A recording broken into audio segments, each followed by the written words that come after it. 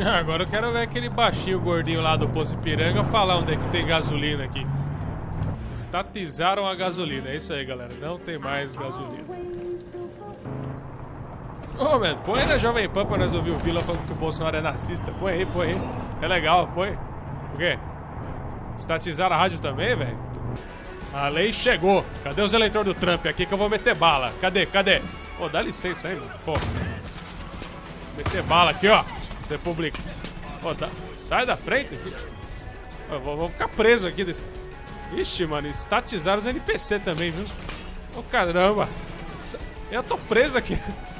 Tô preso, velho. Ô, cara. Ficando de pistola aqui não vai dar certo, né? Deixa eu pegar o rifle aqui. Que é isso? Estatizou a iluminação agora também? Que é isso, rapaz? Correto. Vai ser vou equipar a granada, na verdade. Ô, cacete, não abre o menu. Ah, estatizaram meu menu de arma agora, velho. Ixi, velho. A resolução também, velho? Não, não vamos jogar isso aqui não. Cancela a série. Não vamos jogar não. Não nem pra enxergar mais, velho. Você é doido. Não vamos jogar não. Saudações a todos. Meu nome é Heitor Del Céu. Este é o 10º vídeo desse canal. E o terceiro vídeo aí da série sobre o Far Cry 5. Nesse vídeo a gente finalmente vai começar aí a falar sobre a história do jogo. Eu vou fazer que nem o Aristóteles, né, que tinha muito método indutivo de quebrar as coisas em partes menores. É justamente isso que eu vou fazer com o Far Cry 5 para a gente conseguir analisar bem cada ponto. Então eu vou quebrar aí a história em aspectos menores. Então nesse primeiro vídeo eu quero falar sobre... Nesse primeiro vídeo sobre a história do jogo, né, eu quero falar sobre a questão do armamento civil, da formação de milícias, para depois a gente ter aí várias partes que eu acredito que vai ser onde vai ter mais vídeos, né? Que vai ser a questão da análise da parte religiosa, da religião e do fanatismo religioso.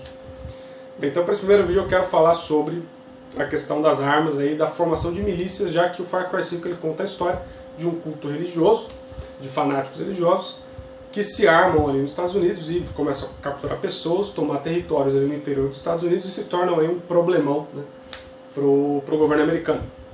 E logo no começo do jogo, né, você chega lá de helicóptero, você está indo buscar o Joseph Seed, que é o líder desse culto religioso, e ele está lá dentro de uma igreja, e logo quando você entra ele já fala ali, né, o Estado chegou para tirar nossa liberdade, tirar nossas armas. Aí você vê então que logo de cara o jogo já quer cutucar essa questão dessa idolatria que os americanos têm pelas armas de fogo. E para você entender isso, né, você precisa olhar justamente para a história, né, dos Estados Unidos, como nasceu os Estados Unidos. E você vai ver que realmente para os Estados Unidos, né, as armas são um símbolo de liberdade. E por que isso? Porque essa liberdade, né, que os liberais americanos tanto gozam, né, essa liberdade de individual, liberdade de expressão, de representação política, ela veio através de guerras, não através de discursos de tolerância e de discursos progressistas, né? Porque tanto que até eu comentei isso no primeiro vídeo do meu canal, inclusive no Brasil, por exemplo, porque o Brasil ainda era dependente de Portugal, aqui no Brasil era estritamente proibido fabricar armas de fogo, justamente porque eles não queriam que acontecesse que nem aconteceu com os Estados Unidos, onde o povo começou a fabricar suas próprias armas e através da guerra conseguiram se libertar do Império Britânico, é claro, também com a ajuda dos franceses. Então você vê que a Constituição Americana ela sintetiza esse acontecimento que foi, de certo modo, o mito fundador americano, que foi a luta de indivíduos contra um governo tirânico, né? De uma minoria contra um governo tirânico, e é por isso que os pais fundadores garantiram, né, na segunda emenda da Constituição Americana, tem ali muito claro que todo cidadão americano tem o direito de se armar, o direito inalienável de se armar, justamente para se proteger de um possível Estado tirânico. Então é muito simples você entender de onde vem essa ideia da liberdade, né? Porque que a arma para o americano é um símbolo de liberdade. É interessante você pensar nisso também filosoficamente, porque de certo modo a esquerda deveria ser a favor, né, das armas e não contra. Porque o que trouxe de fato a igualdade de forças, né, porque a esquerda fala, não, porque nós somos a favor dos oprimidos e nós queremos igualdade. O que deu força para os oprimidos e trouxe igualdade na história foram as armas de fogo, né? As armas de fogo elas conseguiram igualar as forças entre os indivíduos ou entre um indivíduo e um governo tirânico. Por exemplo, uma pessoa, por exemplo, uma mulher, ela pode se armar para poder se proteger na rua. para poder se proteger em qualquer lugar que seja. Então, na verdade, o que trouxe a igualdade de forças foram justamente as armas de fogo. Até que tem aquela frase, né, que falam brincando, né, que Deus criou as pessoas com forças desiguais e chegou lá o Colt, né, o fabricante das armas Colt, e igualou as forças. Né? E vale destacar também que outra coisa também que o jogo comenta. E um pouco antes de você entrar na igreja, o policial fala, não, vamos entrar aí e meter bala, qualquer coisa. Se o cara não quiser sair, a gente entra aí e mete bala, e aí o xerife lá da cidade fala, não, cara, mas nem tudo se resolve com violência, né? Tá querendo criar um pouco essa ideia, né? Ah, não, de que o americano só pensa na arma, só pensa nessa violência, no caso, os rednecks, né? Com uma visão também muito simples e ingênua, né?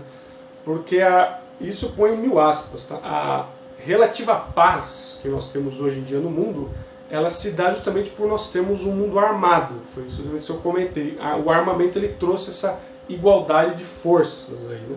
Porque antes, né, quando você tinha um mundo mais desarmado, aí sim existia fluxos muito mais inconstantes de poder. Hoje em dia não, porque isso também é simples de entender, né? Quando você vai a todo tipo de diplomacia internacional, né? É lógico que é importante a diplomacia, é importante o diálogo, e isso que esse xerife diz tem razão nesse ponto, é claro, mas aí a questão fica, né? Quando você vai fazer diplomacia com alguém, você vai dialogar, né? Por exemplo, os Estados Unidos vai dialogar com a Rússia, com a Coreia do Norte. Se os Estados Unidos não tivesse força, e quando eu digo força militar, força agressiva, que relevância ele teria no discurso, na discussão política, na diplomacia? Nenhuma. Então essa relativa estabilidade, ela se dá justamente pelo fato de que os países estão bem armados e que ninguém quer mexer com ninguém, até mesmo porque a última instância do poder é a violência. Então é claro, a comunicação é importante, o diálogo sem dúvida é claro que é importante, e o ideal é claro é sempre buscar a diplomacia. Mas entenda que essa diplomacia ela é possível porque tem ali uma força que sustenta aquilo, e de fato cada país eles têm ali a soberania deles e não querem mexer com os outros países. Né? Então, na verdade, como eu falei, as armas de fogo que permitem que exista paz, na verdade. Então é engraçado, porque as pessoas falam, não, porque eu sou da paz, sou contra a arma de fogo. Na verdade, se você é a favor da paz, você deve ser a favor da arma de fogo. Porque o que permite essa certa estabilidade hoje em dia no mundo são as armas de fogo, é o armamento, e não o contrário. Um mundo desarmado, o fluxo de poder é muito mais inconstante, porque como eu comentei, a última instância do poder é a violência, né? Não é o discurso progressista tolerante, né? De tolerância. Enfim, e continuando então, ele fala isso, o xerife, né? E aí fica também, é engraçado isso, porque agora entrando nessa questão da formação das milícias, né? Porque de certo modo o que o jogo quer mostrar é que como essa questão do armamento é um problema, né? Porque essa ideia da Constituição de deixar as pessoas se armarem cria um problema enorme, né? Porque aí justamente você tem esses psicopatas que se armam, que formam milícias, né? E olha só o que causa ali no caso, né, do Far Cry 5. Né? Então os caras se armaram e viraram uma milícia. E você vê que assim, a esquerda continua não entendendo, né, que o principal argumento deles contra o desarmamento não funciona, porque eles continuam partindo do princípio que o desarmamento desarma o criminoso e também o cidadão de bem, né, que desarma todo mundo. Porém, como eu comentei no primeiro vídeo do canal, o desarmamento ele acaba desarmando só o cidadão de bem, porque o criminoso, né, ele não adquire arma legalmente. E no caso, por exemplo, da milícia do Far Cry 5, né, desse culto religioso, eu posso estar errado, é claro, pode ser um equívoco meu, mas eu tenho a impressão, assim, é só uma impressão, tá? É só uma impressão.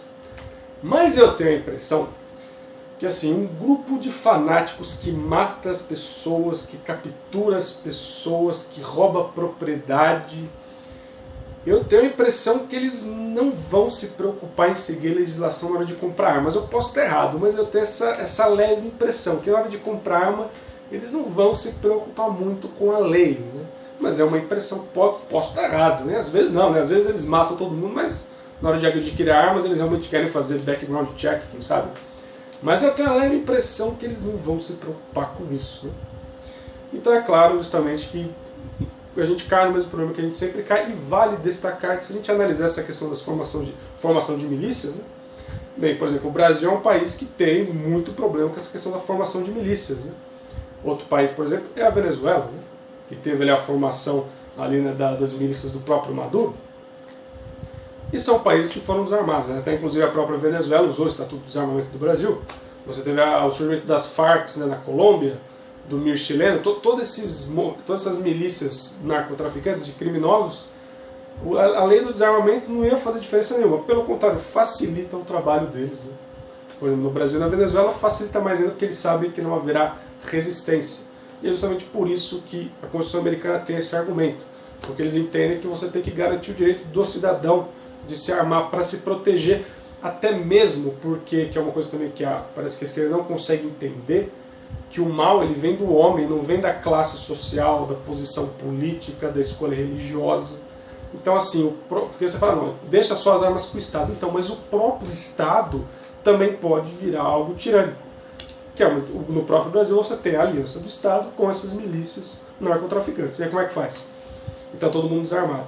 Então, novamente, você vê que é uma coisa assim muito problemática. Eles não entendem realmente o que eles estão criticando. E como eu demonstrei, de maneira alguma esse discurso vai fazer alguma diferença, vai ajudar em alguma coisa para evitar a formação de milícias ou armamento de milícias. Né? Experimenta usar esse discurso tolerante lá com as milícias para você ver o que acontece. Né? Então, basicamente é isso. Esse é o primeiro vídeo sobre a história do jogo, depois a gente vai entrar mais na parte religiosa, certo? A gente se vê no próximo vídeo, um abraço.